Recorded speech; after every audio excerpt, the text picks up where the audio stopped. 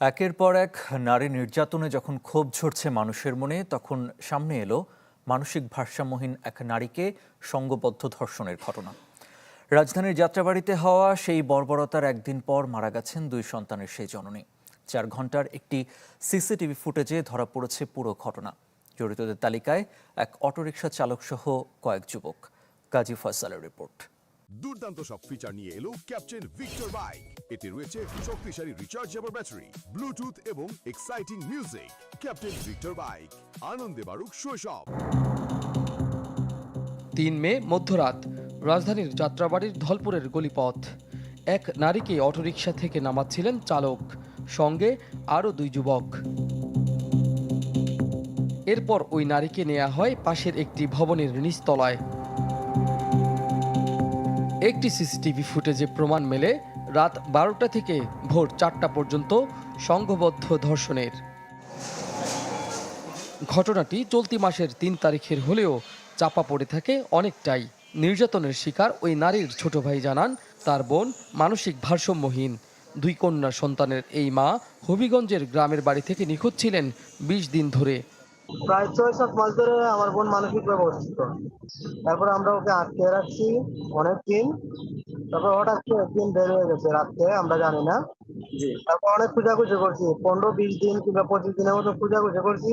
তারপর হঠাৎ একদিন শুনি যে ও নাকি মারা গেছে। আর কোনো বোন কারোর হাতে এরকম একটা পরিস্থিতি না পড়ে, আমরা এরকম একটা সঠিক বিচার চাই। ধলপুরে কথা হয় ওই বাড়িটির মালিকের ছেলে ফয়সাল রহমানের সাথে। ঘটনা সম্পর্কে কিছুদিন পর জানতে পারেন যিনি সিসিটিভি ফুটেজ দেখে। গেটের সামনে এসে ওপেন স্পেসের মধ্যে পায়জামাটা পরে, মানে মোটামুটি বোঝা শেষ যে উনি ওনার নৃশংসতার ভিতরে একবার চালিয়েছে। তো উনি যখন পায়জামাটা পরা শেষ করে তারপর আবার বাথরুম থেকে পাগলিটাকে টেনে হিচড়ে বের করে আমাদের ওই ওপেন স্পেসে ফেলে রেখে উনি আবার চলে যায়। 15-20 মিনিট পর আরও একজন আসে, এসে পাগলিটাকে আমাদের গলি থেকে উঠায়। মানে মরা গরু যেভাবে আমরা টানি না, উনি হচ্ছে মরা গরুর মতো পাগলিটাকে টেনে হিচড়ে রাস্তা পর্যন্ত নিয়ে আসে, আবার রাস্তা থেকে টেনে হিচড়ে ওই পার নিয়ে গিয়ে পাগলিটারে ফেলে দেয়, মানে রাস্তার ওই সাইডে বাড়ির অপোজিটে। তৃতীয় আরেকজন এসে রাস্তা থেকে আবার পাগলিটারে উঠায় নিয়ে আবার হচ্ছে আমাদের যে স্পেসটা আছে এখানে আবার নিয়ে আসার পর উনি পরপর 3বার ক্যামেরাতে আছে, উনি পরপর 3বার পাগলিটারে রেপ করে।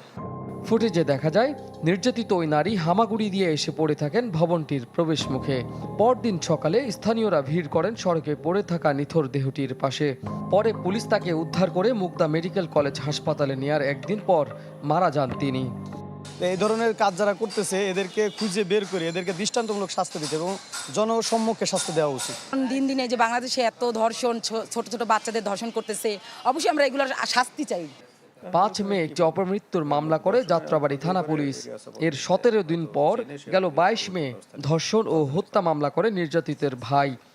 সিসি ক্যামেরার ফুটেজ পর্যবেক্ষণ করে 2 জন আসামিকে ইতিমধ্যে গ্রেপ্তার করা হয়েছে এবং প্রাথমিকভাবে অন্যান্য আসামিরও সংশ্লিষ্টতার প্রমাণ পাওয়া যাচ্ছে, তো তাদেরকে গ্রেপ্তারের চেষ্টা অব্যাহত আছে। পুলিশ জানায় গ্রেপ্তার হওয়া অটোরিকশা চালক রুবেল ও স্থানীয় দোকান কর্মচারী জাকির হোসেন ধর্ষণে জড়িত থাকার বিষয়ে স্বীকারোক্তিমূলক জবানবন্দি দিয়েছে আদালতে। আর পলাতকদের ধরতে চলছে অভিযান। ধর্ষণ করে হত্যা। কাজী ফয়সাল, চ্যানেল 24, ঢাকা।